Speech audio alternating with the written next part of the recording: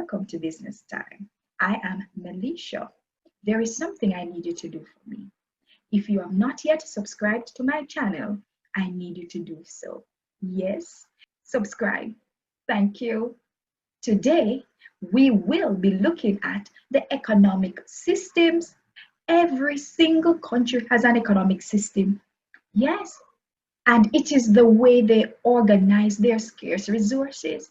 All that we need is scarce, yes. And people like us sometimes, our wants are unlimited. We want everything. But unfortunately, there is not unlimited supply of resources in this world. And so countries have to come up with a way to determine what to produce, how to produce it, and who is to get it. Right? So the economic system is developed to organize all of that so that a country can function as best as possible. Now, the first type of economic system we will be looking at is referred to as the subsistence economic system, or sometimes referred to as the traditional economic system. Now, you would have remembered that we came across this system when we looked at in the previous video, direct production. Yes. So economic system, that's the oldest type of system where people were only able to just provide for themselves and their families, and they will normally use up the resources that are around them. With such a system, there was little specialization.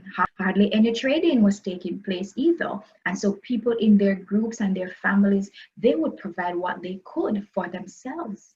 So the people then were just basically providing their basic necessities, what they needed. And of course, as people develop new technology and become more advanced, and so there needed to be a more formal, organized structure to manage all of these development. And so there are two other main economic systems that I want you to take note of, especially the planned economic system and the mixed economic system. The planned economic system is also referred to as the command or the socialist economic system. In this type of system, what you find is that the government makes all the decisions, what to produce, who is to get it, how production will take place. The people hardly, or the people don't have any say.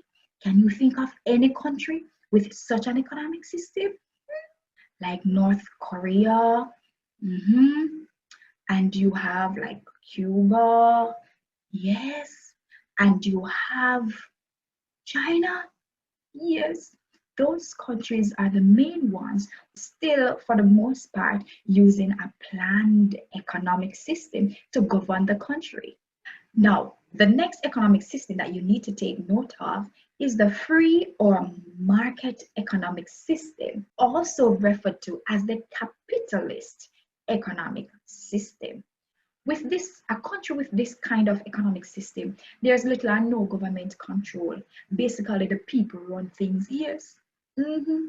So in such a system, you know that it's only the fittest of the fittest that will survive. There's nobody who is going to look out for the poor, the unfortunate, and all those kinds of people. So when you think of businesses, they are privately owned. When you think of the factors of production, they are privately owned. Everything in that economic system is privately owned. So this kind of system relies on demand and supply, or the market forces that govern what is produced and what is not.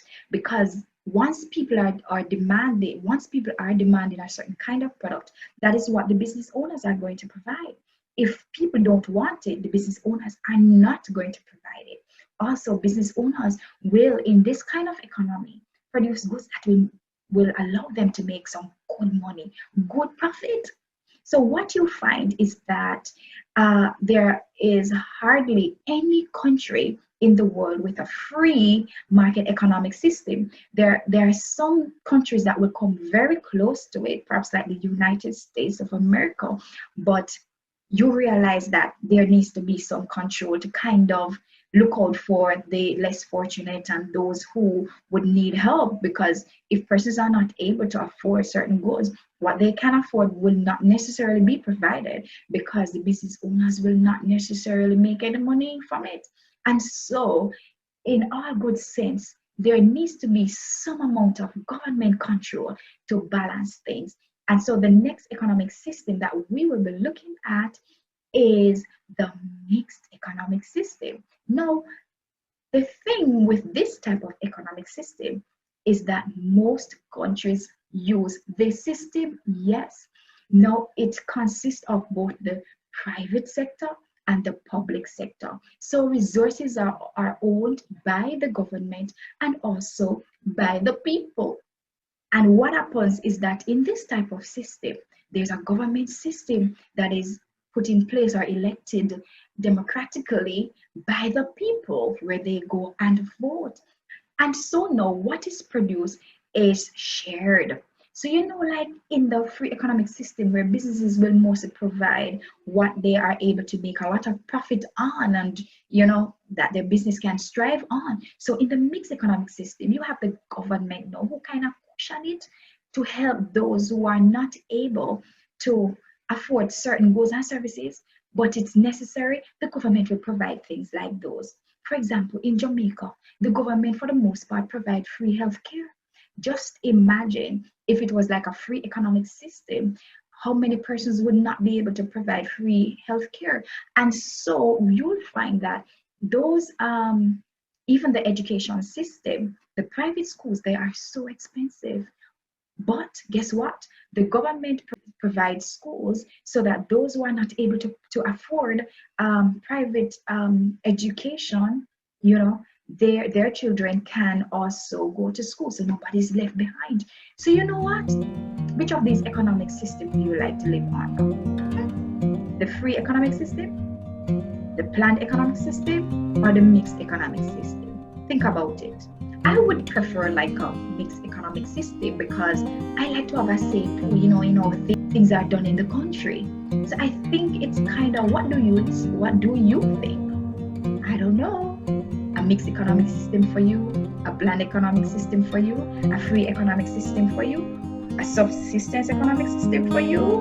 Hey, all right. So ensure that you are able to tell the difference between all of these four economic systems. Hope you learned something. See you next time.